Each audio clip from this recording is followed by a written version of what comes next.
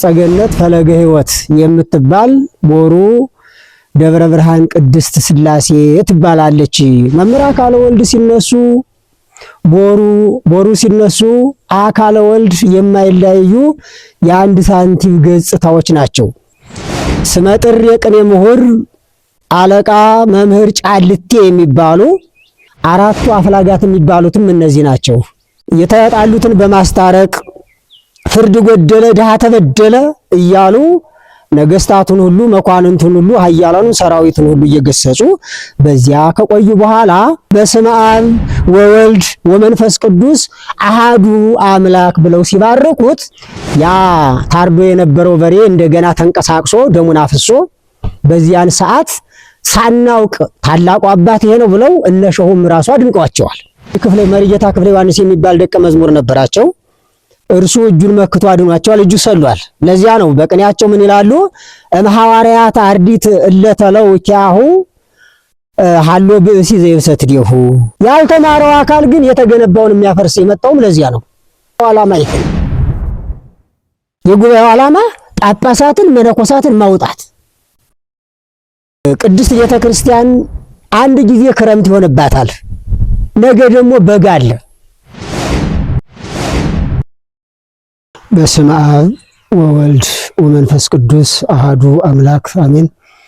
የተወደዳችሁ በኢትዮጵያ ኦርቶዶክስ ተዋሕዶ ቤተክርስቲያን በውጭም በውስጥም የምትኖሩ ምእመናንና ምእመናት እንደሚከተለው የሊቁ የጻድቁ የመምህር አካለ ወልድን ታሪክ ዓለምም በዓለም ውስጥም የምትኖሩ እንድታውቁት ታሪኩን ለመናገር ያህል ነውና እኔ የምናገርበትን እናንተ ደግሞ የምታስተውሉበትን እግዚአብሔር አምላክ ሁላችንንም ይርዳን።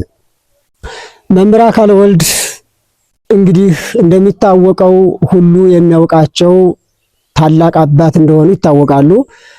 ለመጀመሪያ ጊዜ ግን የኢትዮጵያ ኦርቶዶክስ ተዋሕዶ ቤተክርስቲያን ባለውለታ ቅድስት ደብረ ብርሃን ቤተክርስቲያን ይህች ናት። ዕፀ ሕይወት ዕፀ ገነት እያሉ አባቶች ሊቃውንት የተለያዩ ስሞች ሰጥተዋታል። ቅዱሳት መጻሕፍት ወይም ፍሬዎቿ መጻሕፍት እስካሁን ድረስ በውስጧ እያፈሩ የሚገኙባት ታላቅ ባለውለታ ዕፀ ሕይወት ፈለገ ሕይወት ዕፀ ገነት ፈለገ ሕይወት የምትባል ቦሩ ደብረ ብርሃን ቅድስት ሥላሴ ትባላለች። መምህር አካለ ወልድ ሲነሱ ቦሩ ሲነሱ አካለ ወልድ የማይለያዩ የአንድ ሳንቲም ገጽታዎች ናቸው እና መምህር አካለ ወልድ የተወለዱት በ1824 በሰሜን ሸዋ ልዩ ቦታዋ ውቢት አምባ የምትባል አባታቸው የቀለም ቀንድ የተባሉ አለቃ ሰርጸ ወልድ እናታቸው ወለተ ኪሮስ ይባላሉ። ከነዚህ ደጋጎች አባትና እናት የተወለዱ ትልቅ ፍሬ ናቸው። መምህር አካለ ወልድ እስከ 12 ዓመት ከአባታቸው ካለቃ ሰርጸ ወልድ ንባብንና ዳዊትን መዝሙረ ዳዊትን ዲቁናን አጠናቀው ያወቁ ባነጋገራቸው የተደነቁ ከሕፃንነታቸው ጀምሮ ሰዎች የሚያደንቋቸው ታላቅ አባት ናቸው። ከ12 ዓመት በኋላ አንድ ባሕታዊ ወደ እናት አባታቸው በእንግድነት ሲመጡ በዚህን ሰዓት እናት አባታቸው እግራቸውን አጥበው ማረፊያ ቦታ ሰጥተው ምግብ አቅርበው አስተናግደው ካሳደሯቸው በኋላ ሲነጋ እኔ ወደ ሀገሬ ልሄድ ነው ብለው ሲነሱ እኔም አንተን ተከትዬ ሄዳለሁ አሉ መምህር አካለ ወልድ። በዚህን ሰዓት እናት አባታችሁ አክብረው አሳድረውኝ እኔ አሁን የሰው ልጅ ይዤ መጥፋት የለብኝም አይሆንም ቢሏቸው የለም እርሶ ከደረሱበት ያድርሱኝ አሏቸው። ያን መምህር አካለ ወልድ ያ ባሕታዊው መነኩሴ ይዘዋቸው ወደ ዋላ ይዘዋቸው መጡ። በዋላ ውስጥ የደጅት አምባ የምትባል ስመጥር የቅኔ ምሁር አለቃ መምህር ጫልቴ የሚባሉ ስንኳን እርሳቸው ይቅርና ፈረሳቸው ብቻ የሚጮህ ልዩ አባት ናቸውና ደቀ መዛሙርት ሆነው መምህር አካለ ወልድ ከዚያ ጉባኤ ቤት ገቡ። ከዚያን በኋላ ቅኔን ካናገባቡ በሚገባ ጠንቅቀው አወቁ። ጠንቅቀው ካወቁ በኋላ ጌታው አካለ ወልድ ከዕለታት አንድ ቀን መምህሩ ከደቀ መዛሙርቱ ብዛት የተነሳ ተማሪያቸውን በጣም ስለማያውቁት ዛሬ አንተ መቀኘት አለብህ ብለው ቅኔ የሚባለውን ጣነ ሞገር አድርግ ብለው አዘዟቸው። መምህር አካለ ወልድ መምህሩ ባዘዙት መሰረት ጣነ ሞገሩን አደረጉ። መምህሩ ደግሞ የእርሳቸው ተማሪ መሆናቸውን አላወቁም፣ አልተረዱም ነበርና ተማሪው በጣም ብዛት ስለነበረው በዚህን ሰዓት ዛሬ የተቀኘው ደቀ መዝሙር ከየት ነው? ቅኔው መልአክ ነው የተቀኘው እንጂ ሰው አይመስልም እያሉ የራሳቸውን ተማሪ ያደንቁ ነበር። ሌሎቹ ደቀ መዛሙርት የንታ ያ ባህታዊ ያመጣው መነኩሴ ያመጣው ደቀ መዝሙር የእርስዎ ነው፣ ሌላ እኮ አይደለም አሏቸው። ከዚያ በኋላ ካሁን በኋላ እኔ የማስተምርህን እኔ የምነግርህን አጠናቀህ ጨርሰሃል፣ ከኔ ጋራ መኖር ከፈለክ መቆየት ትችላለህ አሏቸው መምህር አካለ ወልድን።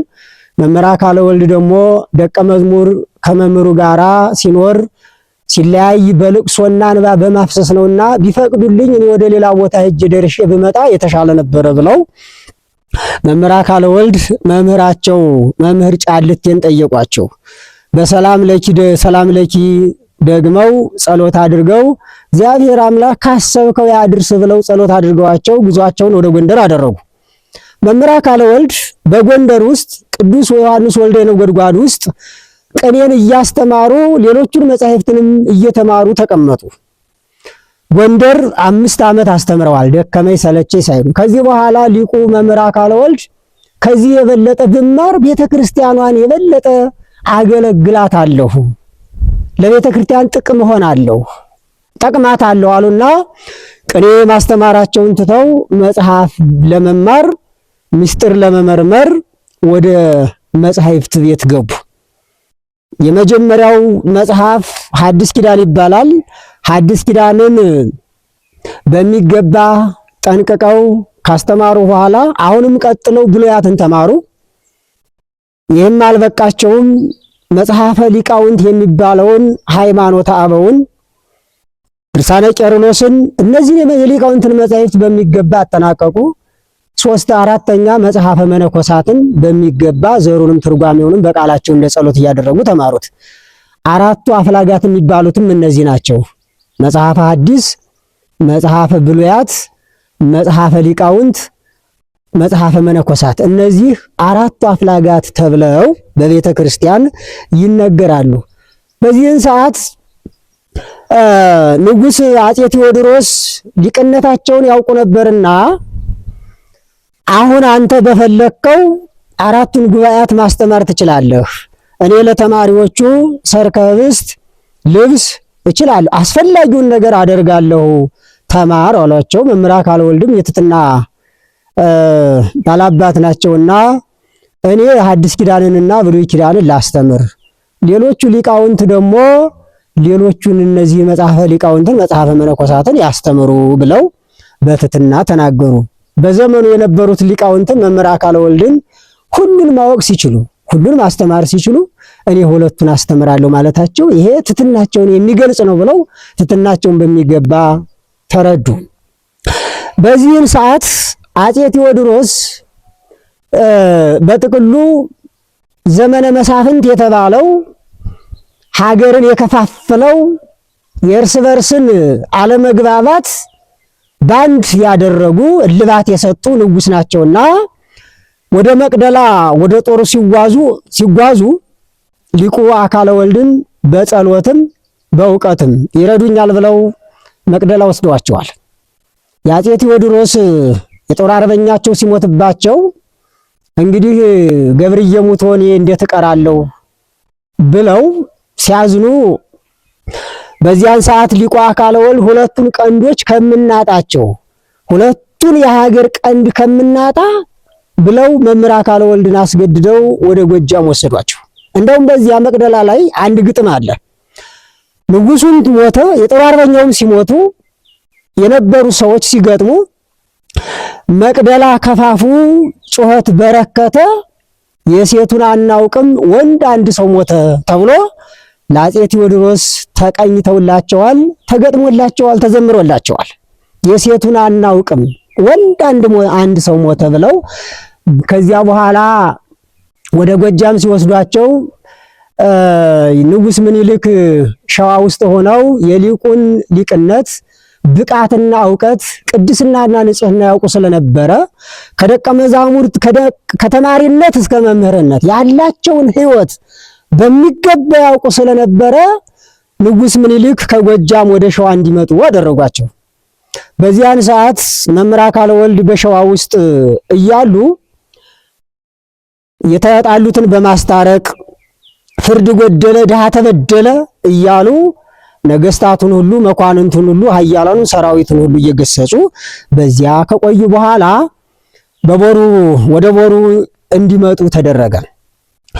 ቦሩ በ1875 አፄ ዮሐንስ የእርስ በርስ አለመግባባት ንጉስ ምኒልክና አፄ ምኒልክና ንጉስ ተክለ ሃይማኖት የጎጃሙ ንጉስ በተለያዩ ነገሮች ተጋጭተው ስለነበረ እነሱን ለማስታረቅ ንጉሰ ነገስቱ አፄ ዮሐንስ ቦሩ ሜዳ ላይ ቁንዲ ተራራ ላይ ቤተመንግስት ጊዜያዊ ቤተመንግስት ሰርተው ነበርና ምኒልክም ተጠሩ፣ ንጉስ ተክለ ሃይማኖትም ተጠሩ። ሁለቱም ቀረቡ። ለጊዜው አልደረሱም ነበርና ምኒልክ ሰራዊታቸውን ይዘው በሰኞ ገበያ ሰፈሩ። ንጉስ ተክለ ሃይማኖትም በኩታበር ተቀመጡ።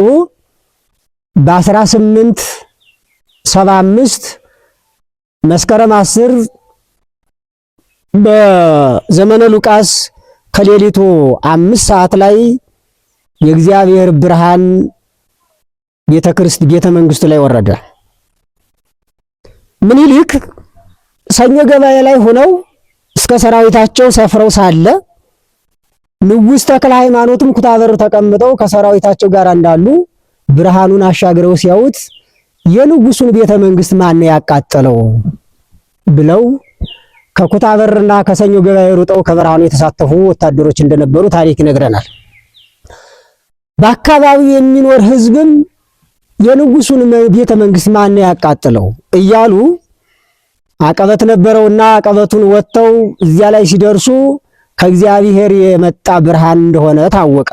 ያን ጊዜ ንጉሱ አፄ ዮሐንስ ካሁን በኋላ የኔ ቤተ መንግስት ሊሆን አይገባም፣ መሆን ያለበት ቤተ መቅደስ ነው፣ የሥላሴ አንድነት ሶስትነት የሚነገርበት፣ ምእመናን የሚማሩበት የሚጠመቁበት፣ የአማንያን ተምረው አምነው የሚጠመቁበት፣ ቅዱስ ሥጋው ክቡር ደግሞ የሚፈተትበት የእግዚአብሔር ቤተ መቅደስ የእግዚአብሔር ቤተ መንግስት ይሁን ብለው ከጣገባቸው የነበሩ ሊቃነ ጳጳሳትን አስባርከው ደብሩን አበራ ሥላሴ ቦሩ ደብረ ብርሃን ቅድስት ሥላሴ ብለው ሰይመውት ሂደዋል።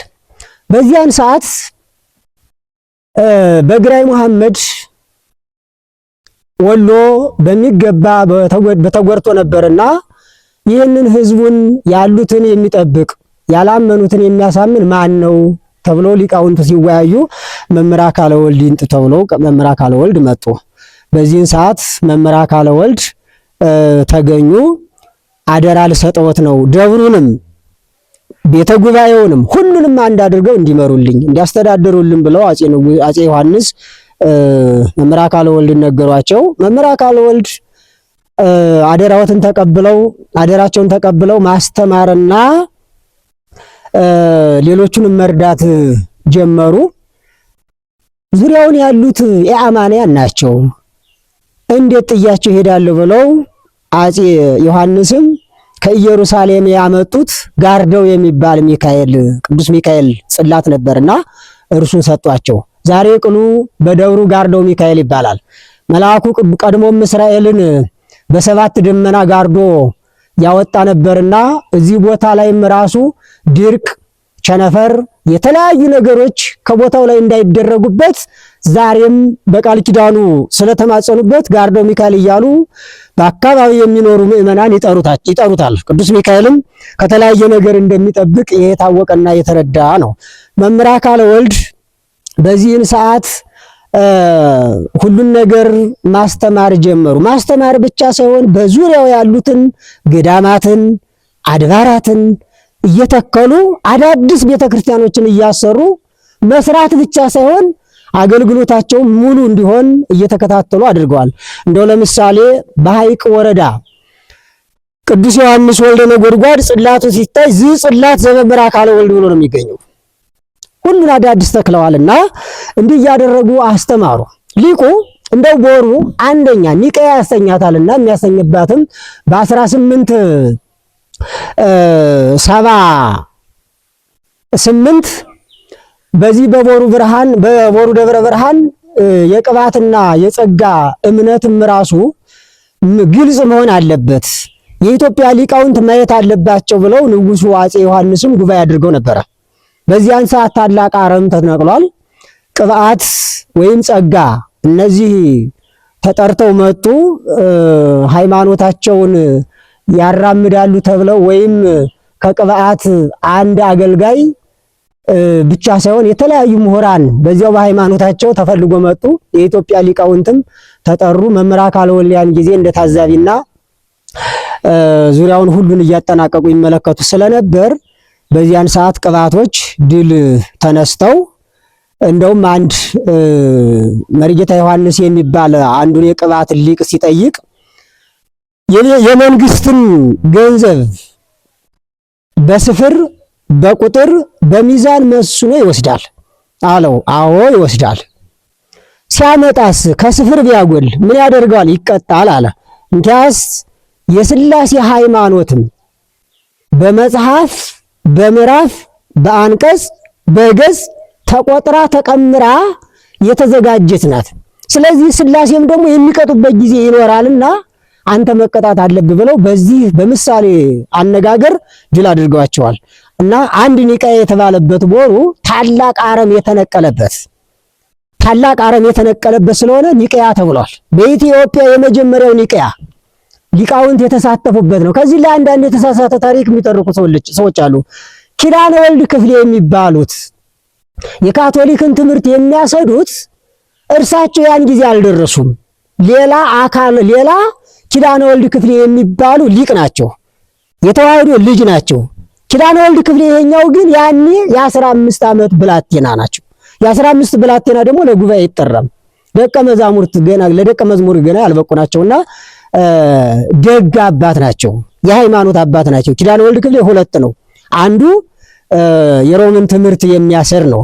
ስለዚህ አካለ ወልድ በዚያን ሰዓት መናፍቃኖቹም ተለይተው አምነው የገቡ አሉ። በቀኖና ተመልሰው ቀኖናቸውን ጨርሰው ወደ ቅድስት ቤተክርስቲያን እንዲገቡ ተደርገዋል። ከዚህ በኋላ መምህር አካለ ወልድ ይህንን ጉባኤ ማስሄድ ጀምረዋል። ሁሉን ተረክበዋል። ከዚህ እስከ ሐይቅ ከዚህ እስከ ደሴ ያለውን ንጉሱ አፄ ዮሐንስ ርስት ጉልት አድርገው ደቀ መዛሙርቶቹ እንዳይራቡ ልብስ ቀለብ ይሁን ብለው ሰጥተዋቸዋል። መምህር አካለ ወልድ ሊቅነትና ደግነት ገንዘባቸው ነው። ሊቅነታቸው የሃይማኖት ችግሮች ሲፈጠሩ ወደው መልስ ይሰጣሉ። በሀገር ላይ ግጭት ሲፈጠር ነገስታቱን ይገስጻሉ። ለምን ፍርድ ታጎላላችሁ? ለምን ታዳላላችሁ? ብለው ነገስታቱንና መኳንንቱን የሚገስጹ የሚመክሩ፣ አድርባይነት የማይፈሩ የሚመክሩ የሚያስተምሩ ናቸው። መምህር አካለ ወልድ ሲጀመር በዘመኑ የነበሩትን ነገስታት ሁሉ ነገስታቱን በአክብሮት አባታችን ይምከሩን የሚባሉ ናቸው። መምህር አካለ ወልድ ንጹሕ ድንግል ባሕታዊ ናቸው። ታምራት አደራጊ ናቸው። ከዕለታት አንድ ቀን በጎንደር ውስጥ ንጉሱ አፄ ቴዎድሮስ ሊጠይቋቸው ወደ ቤተ መንግስቱ ሲሄዱ ለነሸሁና ለነመምህር አካለ ወልድ አንድ በሬ ነው ያቀረቡላቸው እና እነሸሁንም ተከትለው የመጡ አሉ። መምህር አካለ ወልድንም አጅበው የመጡ ምዕመናን አሉ። በዚያን ሰዓት በሬውን ማን ይረደው እየተባባሉ ሰዎቹ ሲረባበሹ መምህር አካለ ወልድ ሸሁ ይባርኩት ነው። የትትና አባት ናቸው። የሰው ሃይማኖትን አይነኩም። አውቆ ይንጣ የሚሉ አባት ናቸው። ሸሁ ይባርኩት አሉ በትትና። ሸሁ ባረኩት። ከባረኩት በኋላ ስጋውን ሳታርዱ ሳታወራርዱ ከሁለት ክፈሉና ስጡኝ አሏቸው። ሰጧቸው። ይሄንን የማይቀድስ እንደገና አዲስ ደም የማያፈስ ሃይማኖት የለኝም አሉና የኔ ሃይማኖት የነ ቅዱስ ጴጥሮስ ነው፣ የነ ቅዱስ ጳውሎስ ሃይማኖት ነው አሉና የደረሳቸውን ግማሹን እንደገና በስመ አብ ወወልድ ወመንፈስ ቅዱስ አሃዱ አምላክ ብለው ሲባርኩት የአብርሃም ወይፈን ከታረደ በኋላ የአክሮስና ዶሮ ከታረደ በኋላ የመቃሪዎስ ቆቆች ከታረዱ በኋላ እንደተነሱ ያ ታርዶ የነበረው በሬ እንደገና ተንቀሳቅሶ ደሙን አፍሶ በዚያን ሰዓት ሳናውቅ ታላቁ አባት ይሄ ነው ብለው እነ ሸሁም ራሱ አድንቀዋቸዋል። ብዙ ከሌላ ሃይማኖት የነበሩትም በዚህ ምክንያት ተጠምቀዋል። ኦርቶዶክስ ተዋሕዶ ቤተክርስቲያን እንዲህ ያለ አባት አላት ብለው አባትነታቸውን ያስመሰከሩ ታላቅ አባት ናቸው። ሊቁ ብዙ ነገር አድርገዋል። የሊቁ ተጋድሎ ሊቁ ብዙ ተጋድለዋል። በትምህርት ቤት ተጋድሎ አግኝቷቸዋል። በተለየ ሁኔታ ቦሩ መጥተው ሳለ የአማንያን ከዚህ ጠዋት ትርጓሜ አስተምረው ሲነጋ ከ3 ሰዓት በኋላ በነጭ ፈረሳቸው ደቀ መዛሙርቶቻቸውን አስከትለው ወደ ሐይቅ እስጢፋኖስ ወደ ታላቁ ገዳም ሄዱ ነበር። ከዚያ ለመማር ለማስተማር ለመተርጎም ከዚያ ውለው ነበር ይመጡ። እንደውም ከዚህ ያሉ ደቀ መዛሙርቶቻቸው የእንት አሁን ፀሐዩ ቀትር ሆኗል ለምን ይሄዳሉ ሲሏቸው አይ ገዳም ክት ነው፣ የሌሊት ልቡናና ገዳም አንድ ነው፣ ከዚህ እንግዳው ብዙ ነው ይወጣል ይገባል፣ ከዚያ ላይ እምጽፈው ይኖረኛል እምመክራቸው ይኖረኛል ለዚያ ነው ብለው ጧት ሲያስተምሩ ሄድን እና ሲመላለሱ አንድ ቀን በሐይቅና በቦሩ መካከል ቁልቁለት ቦታ ላይ ነውና የአማንያን ይሄ የክርስቲያኖቹ ቄስ አባት ነው ይህንን ማጥፋት አለብን ብለው ሰይፍ ሲመዙባቸው ደቀ መዛሙርቶቻቸው የዓይናችን ብርሃን ናቸው፣ እሳቸውን ለምን እኛን አስቀድማችሁ ግደሉን አሏቸው። በዚህን ሰዓት መምህር አካለ ወልድ ከመደብደብ ተማሪዎቻቸው አዳኗቸው። ከዚያ መካከል ላይ አንድ ክፍለ መርጌታ ክፍለ ዮሐንስ የሚባል ደቀ መዝሙር ነበራቸው። እርሱ እጁን መክቶ አድኗቸዋል። እጁ ሰሏል። ለዚያ ነው በቅኔያቸው ምን ይላሉ? እምሐዋርያት አርዲት እለተለው ኪያሁ ሃሎ ብእሲ ዘይብሰትዲሁ፣ እጁ የሰለለች የደረቀች አለች ብለው ተቀኝተውላቸዋል። መምህር አካለ ወልድ ይህንን እያስተማሩ ኑረዋል። የሊቁ እረፍታቸው ህዳር 9 ቀን በ1912 ህዳር 9 ላይ አርፈዋል። ይህን ያረፉበት መጽሐፈ መነኮሳትን ለመተርጎም ወደ ሐይቅ ገዳም ሄደው ሳለ ባደረባቸው ሕመም ለሞት ሲደርሱ በቦሩ ያለው ሕዝብ እስላሙም ክርስቲያኑም አባታችን ከዚህ ቦሩ ነው ማረፍ ያለበት ብለው ሄደው አመጣቸው። በሐይቅ ያለውም ሙስሊሙ ክርስቲያኑም የኛም አባት ናቸው መሄድ የለባቸውም ብለው ጥል ሲፈጥር ራሳ አባታችን መምህር አካለ ወልድ ከተኙበት ቀና ብለው እግዚአብሔር ለቅዱሳን የሚያናገርበት ጊዜ አለና ምንም ቢያማቸው ቀና ብለው እኔ ህዝቡ እንግዳው ብዙ ነው ቦሩ ውሰዱ ተመልሼ ወደዚህ እመጣለሁ ብለው በራሳቸው ንግግር ወደ ቦሩ እንዲመጡ አደረ። እንዳሁኑ ያልተሰላጠነ ነው። መኪና የለ፣ አምቡላንስ የለ፣ የተለያየ ነገር የለም። በእግራቸው በእንጨት አመጧቸው። መምህር አካለ ወልድ ከጉባኤያቸው ከደረሱ በኋላ የሚሞቱበትን ቀን ስላወቁ ካሁን በኋላ ማንኛውም ሰው መጥቶ ይሳለመኝ መጥቶ እጅን ሳይኝ አሉ። ከዚያ በፊት መምህር አካለ ወልድ ለመሳለም የሚያገኛቸው የለም። ጉባኤ ሰጡ። ወደ ጸሎት ወደ ሌላ ቦታ ወደ ተለያዩ ቦታዎች ሳይሆን አጽንኦ በዓት የነበራቸው አባት ስለሆኑ በዚያን ሰዓት ግን ማንኛውም ሰው እንዲሳለማቸው አደረጉ። እስላሙም ክርስቲያኑም እየገባ አባታችን እንዴት ነው እያሉ ጠየቋቸው። ህዳር 9 ላይ ያረፉ። ከዚያ በፊት ግን አንድ ታሪክ እኔ መሞት ያለብኝ የ318ቱ ሊቃውንት ልጅ ከሆንኩኝ ሞቴን ህዳር 9 የሰለስቱ ምዕት እረፍት በሆነበት በዚያን ሰዓት አድርግልኝ እያሉ ይጸልዩ ነበር። ይህንን ያደረጉ አባት ናቸው። በዚህ አረፉ እና አሁን አጽማቸውም አርፎ የሚገኘው በዚሁ በቦሩ ደብረ ብርሃን ቅድስት ሥላሴ ነው። ቦሩ ደብረ ብርሃን ቅድስት ሥላሴ የምትገኘው ከደሴ በሰሜን በኩል 8 ኪሎ ሜትር ርቃ ትገኛለች። አጽማቸውም በዚህ አርፎ አካባቢውንም እየባረከ ይገኛል። ደቀ መዛሙርቱም አሁን ጉባኤው እየተቀጠለ ያለው በሳቸው ስም ነው። በሳቸው ስም እያለ ነው። አሁንም ደቀ መዛሙርቱ አሉ እና ሲሞቱ መምህር አካለ ወልድ ከሞቱ በኋላ እህቶች ሲገጥሙላቸው አፈር መልሱ እንጂ ደንጃ ለምናችሁ የቀለም ቀንድ ነው ትሰብሩታላችሁ፣ አፈሩን መልሱት በሰፌር ላንፍሰው ያንን ሁሉ ቀለም ወዴት አፈሰሰው እያሉ አስተምረዋል። መምህር አካለ ወልድ በአስተምሮ ደረጃ ብዙ አስተምረዋል። ብዙ ዓመታትን አስተምረዋል። ጎንደር 5 ዓመት፣ ከላይ ከፍ ብለው ደብረ ታቦር 6 ዓመት 11፣ ቦሩ ደብረ ብርሃን 38 ዓመት ሲደመር 49 ይሆናል። አንድ ኢዮቤልዩ አስተምረዋል ማለት ነው። አንድ ኢዮቤልዩ የሚባለው 49 ዓመት ነው። ከዚያ በፊት የነበሩት ዓመታት የተማሩባቸው ናቸው። አንድ ቀን እንኳን እረፍት የላቸውም። ስለዚህ መምህር አካለ ወልድ ካረፉ በኋላ ጉባኤው 86 ዓመት ተዘግቶ ኖሯል። ነቢየ እግዚአብሔር ሚክያስ አንቺ ቤተልሔም እንዲሆነሽ አትቀሪም እንደተባለው የመምህር አካለ ወልድን ጉባኤ ስም አጠራሩ ጠፍቶ ዳዋ ለብሶ ይኖር ነበረ። ብፁዕ አባታችን አቡነ አትናቴዎስ ከውጭ ለኢትዮጵያ ሊቀ ጳጳስ ሆነው ተሹመው ሲመጡ ሊሰሯቸው ካሰቧቸው ስራዎች 2 ነበሩ። አንደኛው የሐይቅን ገዳም ወደ ነበረበት መመለስ፣ ሁለተኛው የጻድቁ የመምህር አካለ ወልድን ጉባኤ ወደ ነበረበት መመለስ ነው ሐሳባቸው። ከዚህ ደግሞ በቤተ ጉባኤው በስተምዕራብ በኩል ያሉ እሴተ ጻድቃን የሚባሉ ታሪክና ምስጢር የጠነቀቁ የሀገር ታሪክ ያወቁ የመምህር አካለ ወልድን ታሪካቸውን ያወቁ ስለሆኑ ይሄ ጉባኤ ቤት ወደ ነበረበት የሚመለስበት መቼ ነው እያሉ ያስቡ ነበር። ብፁዕ አባታችን አቡነ አትናቴዎስ መጡ ሲባል ከዚህ የዚሁ ኗሪ ናቸው። እሴተ ጻድቃን ይባላሉ። ዛሬ ወደማያልፈው ዓለም ሂደዋል።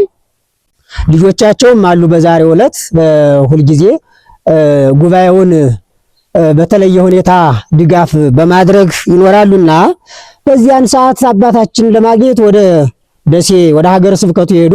ብፁዕ አባታችን እንኳን ደህና መጡ ብለው ከእግረ መስቀላቸው ወድቀው ተማጽነው አንድ ጥያቄ አለኝ ነው። ምንድነው ሲጠይቋቸው የመምህር አካለ ወልድ ጉባኤ ወደ ነበረበት የሚመለሰው መቼ ነው?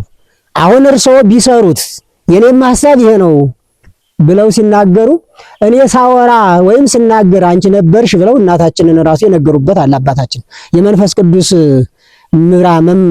ቅዱስ ሐሳብ ነው፣ ያንቺም ሐሳብ የኔም ሐሳብ አንድ ነውና እኔም ልሰራው ካሰብኩት አንዱ የመምህር አካለ ወልድን ጉባኤ ወደ ነበረበት መመለስ ነው ብለው ያቺ እናትም ደስ ብሏቸው ተመለሱ። በዚያን ሰዓት ብፁዕ አባታችን ተመልሰው ወደ ውጭ ስለሄዱ ለሐይቅ ገዳም የተለያዩ ሰዎችን ለገዳሙ የምታደርጉትን አድርጉ ለማለት ወጥተው ሳለ በዚያን ሰዓት ብፁዕ አባታችን አቡነ ጳውሎስ የኢትዮጵያ ፓትርያርክ የነበሩት እሳቸው ነባር የሆኑ ቦታዎች ታሪክ ሲነገርባቸው የነበሩ ታሪክ የተደረገባቸው ቦታዎች በጀት ይበጀትላቸው ብለው ነበርና ያን ጊዜ መላተ ሲኖዶስ ሁሉ በኢትዮጵያ ላሉ ጉባኤ ቤቶች በጀት ሲበጅት የጌታው አካለ ወልድ ጉባኤ ተረስቶ ነበር። ለሁሉ ተበጅቷል። ብፁዕ አባታችን አቡነ አትናቴዎስ ተመልሰው ሲመጡ ለሌሎቹ ጉባኤ ቤቶች በጀት ተበጅቷል፣ የጌታው አካለ ወልድ ግን ቦታ ተረስቷል የሚል መልእክት ሲደርሳቸው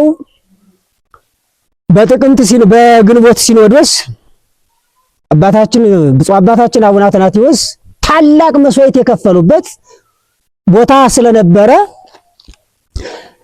የመምህር አካለ ወልድን ታሪክ በደንብ ያወቁ መምህር አካለ ወልድ መስዋዕትነት የከፈሉበት መሆኑ ስለታወቀ የጌታው አካለ ወልድ ጉባኤን ተረድተው የግንቦት ሲኖዶስ ምልዓተ ሲኖዶስ በነበረበት ሰዓት ብፁዕ አባታችን አቡነ አትናቴዎስ መንፈስ ቅዱስ በሚመራው ሲኖዶስ ማጸናችኋለሁ፣ ብፁዓን አባቶች እባካችሁ ከአጀንዳ የሚቀድም አጀንዳ አለ፣ ይህንን አጀንዳ እውልኝ ብለው አቤቱታ ሲያቀርቡ ሲኖዶሱም መንፈስ ቅዱስ የሚመራው እያሉ ሌላ አጀንዳ ማስሄድ የኛ አይደለም አሉና ብፁዕ አባታችን አቡነ አትናቴዎስን ያቀረቡትን ተቀበሏቸው። ለመምህር ለ10 ተማሪ 100 ብር በጀት አስበጅተው መጡ። ብፁዕ አባታችን አሁንም አቡነ ጳውሎስ ለዚህ ጉባኤም ታላቅ አድርገዋል። በጊዜው 6 ጳጳስ ከጉባኤው መጥቶ ጉባኤውን አይተዋል። አቡነ ጳውሎስም መጥተዋል። ሌሎችም ጳጳሳት መጥተው ጉባኤውን አይተው በተራራ የተሸፈነ ታላቅ ቦታ የሆነ ለደቀ መዛሙርት የሚመች ከገዳም የማያንስ የቦታው አቀማመጥ አይተው አድንቀዋል። እንደውም ብፁዕ አባታችን አቡነ አትናቴዎስን ከዚህ ቀደም አድርገው ሳያቀርቡን በመቅረታችን አዝነናል ብለው ደስ ብሏቸው ሄደው ከዚያም በኋላ ተፈልጎ መምህር ገብረ ማርያም የሚባለው አንድ ሊቅ መምህር ናቸው መጡ። የአዲስ ኪዳን የብሉይ ኪዳን መምህር ሁሉን የተማሩ መጡ። እሳቸው የተወሰኑ የትምህርት ቤቱ ገና ያልተሰራ ነበር፣ ቤት አልተሰራም ነበርና ጉባኤ ቤቱ ወይም ትርጓሜ የተሰጠው ብፁዕ አባታችን ከዚያው ከሀገረ ስብከታቸው ቤት ሰጠው። ሀገረ ስብከቱ ፈቅዶ እዚያ ላይ ነበርና የሚሰጠው በዚያን ማስተማር ጀመሩ። ከዚያ በኋላ እሳቸው ወደ አዲስ አበባ ሄዱ። አሁንም ቀጥለው ኃይለ እግዚእ የሚባሉ መጡ።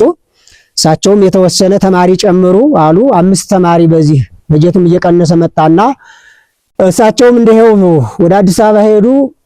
ከዚያ ቀጥለው አባ ኤልያስ የሚባሉ በዚህ ቦታ ታላቅ መስዋዕትነት ከፍለዋል። እሳቸው አንዳሁን መንገዱ አልተሰላጠንም፣ በጢጣ ዙረው በበቅሎ ነው የመጡት። ጉባኤውን ተረከቡ። እሳቸው ብዙ አስተምረዋል። ከእሳቸው ቀጥሎ መምህር ኃይለ ማርያም ይባላሉ። መምህር ኃይለ ማርያም ብዙ መምህራንን አስተምረው እርሳቸው ሲሄዱ መምህር ገብረ መድኅንን ተኩ። ከመምህር ገብረ መድኅን ቀጥሎ ዛሬ አዲስ ኪዳን እያሰዱ የሚኖሩ ቆሞስ አባ ወልደ ሐዋርያ ብሩ እሳቸው ተተክተው አሁን በተለየ ሁኔታ በልማቱም በሰርከ ህብስቱም እርሳቸው እያስተባበሩ የጉባኤው እያስተማሩ ይገኛሉ። ብሉይ ኪዳን በ2008 ላይ ተጀመረ።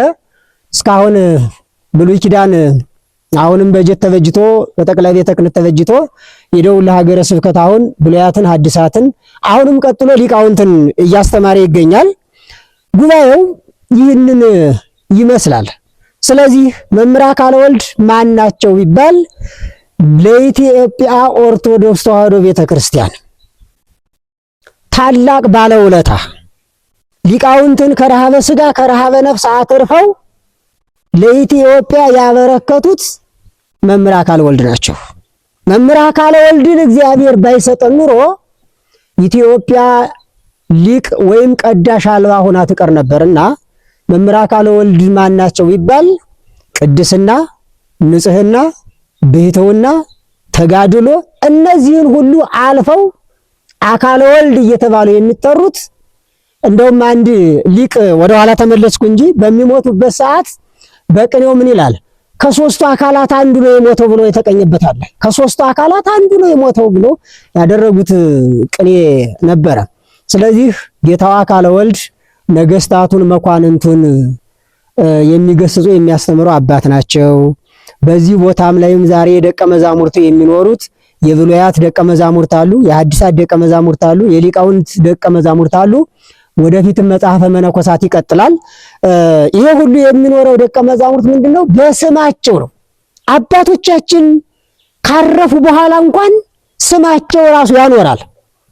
ተማሪዎቹ የሚኖሩት ልብሳቸው፣ ጉርሳቸው፣ ቀለባቸው፣ ዋሻቸው ማን ነው ሲባል የመምህር አካለ ወልድን ታሪክ እያነበቡ እየተረዱ እያወቁ በኢትዮጵያ ኦርቶዶክስ ተዋሕዶ ቤተክርስቲያን የሚኖሩ ምዕመናን በውጭም ያሉ ኢትዮጵያውያን ሳይቀሩ ጉባኤ ቤቱ የመምህር አካለ ወልድ ጉባኤ ነው እያሉ ለደቀ መዛሙርቱ አስፈላጊውን ነገር እያደረጉ ጉባኤው ከዚህ ደርሷል ነው ታሪኩ።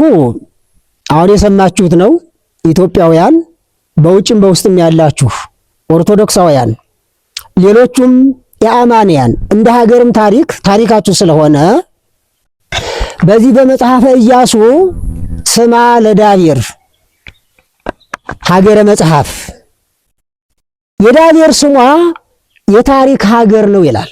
መጽሐፍ ቁጥር ይባላል ወይም ታሪክ ወግ ይባላል።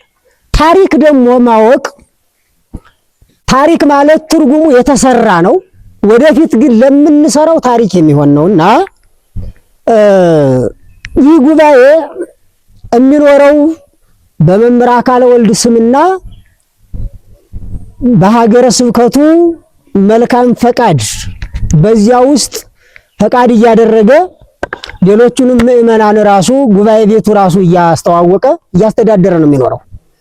ስለዚህ ቤተ ክርስቲያኗ ጉባኤ ቤት ከሌለ መኖር ስለማይቻል ጉባኤ ቤት ጳጳስም ሊቀ ጳጳስም የሀገር መሪም አስተዳዳሪ ፊት አውራሪም የሚገኘው ጉባኤ ቤት ነው። አሁን በሀገራችን ላይ ልዩ ልዩ የሆኑ ትላልቅ ቤተክርስቲያን ይሰራሉ። እውነት ነው፣ ይሰራ፣ እየነቀፍን አይደለም። የመጀመሪያው ግን መሰራት ያለበት ጉባኤ ቤት ነው። ጉባኤ ቤት ከተሰራ ምክንያቱም ያ የተሰራው አካል የፈረሰውን ይጠግናል፣ ይሰራል። ያልተማረው አካል ግን የተገነባውን የሚያፈርስ የመጣውም ለዚያ ነው። የተሰራውን ለብዙ ዘመናት ራሱ የሚኖረውን የሚያደርገው ምንድን ነው? ለዚያ ነው። እንደ ሀገራችንም ዛሬ ላይ የሚገኘው ሰው ሰውን የሚያርደው ሰው ሰውን የሚጎዳው ባለመማሩ፣ ባለማወቁ፣ ባለመጠንቀቁ፣ ባለመረዳቱ ነው እንጂ ሰው ካውሬ የከፋው ለምንድን ነው? ባለመማሩ ነው። መማር ከመግደል ከማመንዘር ከክፉ ነገር ይጠብቃል። ለዚያ ነው። ስለዚህ ቤተ ክርስቲያኗን አሁንም እያስቀጠሏትና ጉባኤ ቤቶችን እያስቀጠሏት ያሉት እነማን ናቸው ቢባል እነ ወለተ ማርያም እነ ገብረ ማርያም የተለያዩ ክርስቲያኖች ናቸው። በውጭም በውስጥም ያሉት ናቸው። ስለዚህ ታሪካችሁን ማወቅ አለባችሁ ነው የጉባኤ ቤት ዋናው መልእክት። ታሪካችሁን ማወቅ አለባችሁ። ማወቅ ብቻ አይደለም፣ ታሪኩ እንዳይጠፋ መጠበቅ ያስፈልጋል ነው። ታሪክ እንኳን ባንሰራ ያለውን ማስቀጠል ትልቅ ድርሻ ነው። ስለዚህ የመምህር አካለ ወልድ ጉባኤ ቤትን መጠበቅ ሌሎቹንም መጠበቅ ነው። መምህር አካለ ወልድ ከዚህ ጉባኤ ራሱ ብዙ ከ12 በላይ ጉባኤ ቤቶች ተተክለዋል። ቅርንጫፋቸው ብዙ ነው። በወሩ ውስጥ ያሉ ምዕመናን ለጉባኤው ራሱ ያደርጋሉ፣ ሁሉን ነገር ያደርጋሉ። ቀና አመለካከት አላቸው፣ በጎ አመለካከት አላቸው። ሰው ጉባኤ ቤቱን የሚረዳው በአራት ነገር ነው። በገንዘብ ሊሆን ይችላል፣ በእውቀት ሊሆን ይችላል፣ በጉልበት ሊሆን ይችላል፣ በመልካም አስተሳሰብ ሊሆን ይችላል። ስለዚህ ጉባኤ ቤቱ እንዳይበተን ጊዜውም በጣም ፈታኝ የሆነ ሰዓት ስለሆነ አይዟችሁ ተማሪዎች ተማሩ የሚል ድምፅ ጉባኤ ቤቱ ሊሰማ ይገባል ነው። ለዚያ ነው እና ኢያሱ የዳቤር ስሟ ሀገረ መጽሐፍ ነው። የታሪክ ሀገር ናት አለ። ስለዚህ ቦሩ የታሪክ ሀገር ነው።